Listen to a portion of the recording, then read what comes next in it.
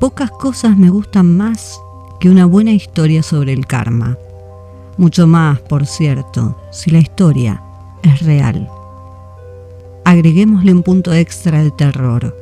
En donde has caído, nadie puede escuchar tus gritos, y ni todo el oro del mundo puede comprar el más mísero trozo de pan. Bienvenidos a la historia de Monsieur Fosquiu.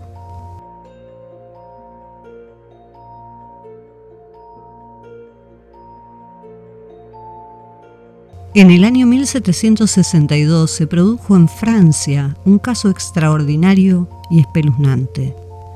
Un avaro granjero de nombre Monsieur Fosquiu, que había amasado enormes riquezas mediante la explotación de sus trabajadores, a quienes pagaba salarios miserables o nulos, fue solicitado por el gobierno para que adelantara una suma de dinero a modo de préstamo.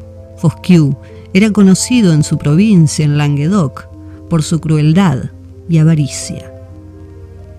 El avaro, para quien un interés justo no era un incentivo lo suficientemente fuerte como para permitirle desprenderse de su preciado oro, declaró su incapacidad para satisfacer esta demanda.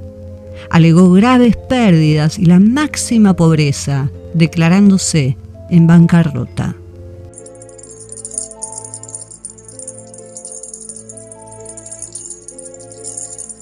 Sin embargo, presintiendo que algunos de sus vecinos, entre los cuales era muy impopular, informarían de su inmensa riqueza al gobierno, y temiendo que los oficiales asaltaran su mansión y descubrieran sus tesoros, aplicó su ingenio para descubrir alguna manera eficaz de ocultar su oro, en caso de que intentaran iniciar una búsqueda para verificar la verdad o falsedad de su alegato.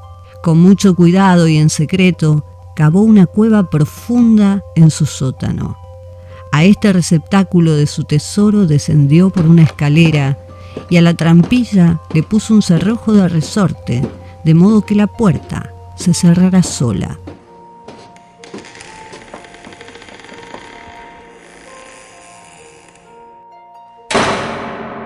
Un día, Fosquiu desapareció.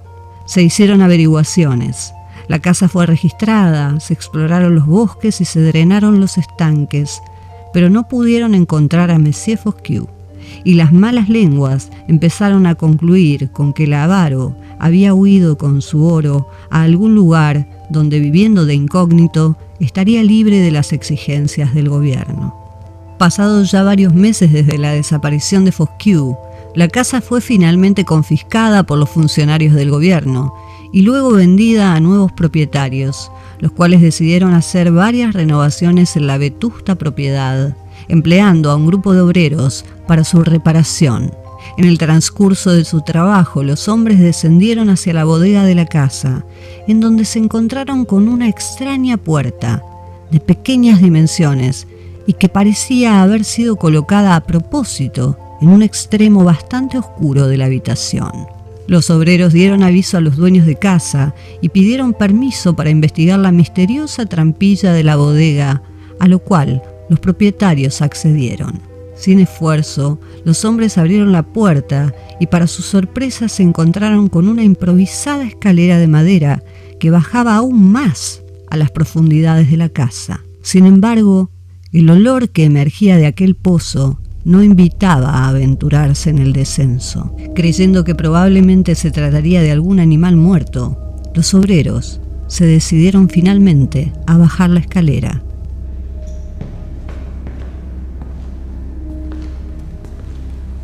No hizo falta ir muy lejos. El primer objeto sobre el que se reflejó la lámpara que uno de ellos llevaba en la mano fue el putrefacto y retorcido cuerpo de Fosquiu. Esparcidas a su alrededor había pesadas bolsas de oro y cofres con tesoros incalculables. A su lado se encontró un candelabro tirado en el suelo. En una de sus manos, un pequeño trozo de vela a medio comer. Pero eso no era lo peor. En su desesperación y evidentemente en su locura, Fosquiu se había mordido a sí mismo, tratando en vano de saciar su sed y su hambre. La horripilante escena contaba una historia macabra y terrible, las últimas horas de vida de Monsieur Fosquieu. Sí, Fosquieu había intentado comerse a sí mismo.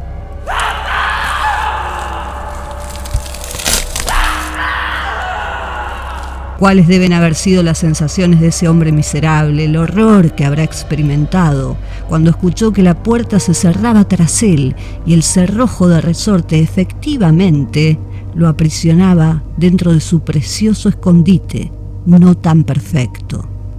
Cuán amargas debieron ser las últimas luchas de aquel hombre miserable. Seguramente intentó pedir auxilio a los gritos, pero la trampa estaba a tal profundidad que por más que se desgañetara, absolutamente nadie hubiese sido capaz de escucharlo.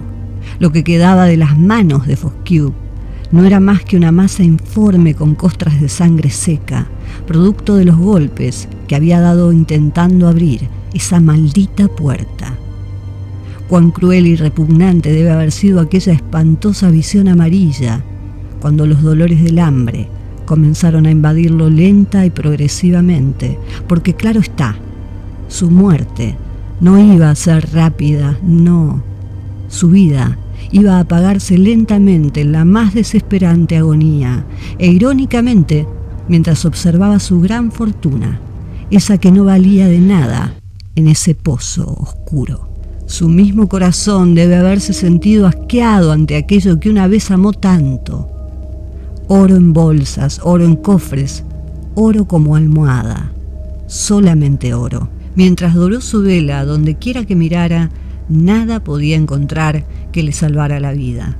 Y como su dinero dentro de la cueva no podía comprarle agua ni comida, el desdichado Fosquieu intentó comerse el último trozo de vela que le quedaba. Monsieur Fosquieu quedó entonces en la más absoluta oscuridad, en la mazmorra en la que él mismo se había encerrado. Pero todavía faltaba para su final. Mientras pensaba en su muerte venidera, cuán terribles debieron haber sido las agonías de la conciencia. Cómo, seguramente en medio de la oscuridad de ese sepulcro de oro, los pobres a quienes había oprimido y los desdichados a quienes había arruinado por su avaricia habrán aparecido en su mente para reprocharle. Y cuando la mente se volvió febril en sus últimas horas, como los rostros de la pobreza demacrada, del odio y la aversión hacia el avaro debieron, en un coro ruidoso y discordante, haber clamado por venganza.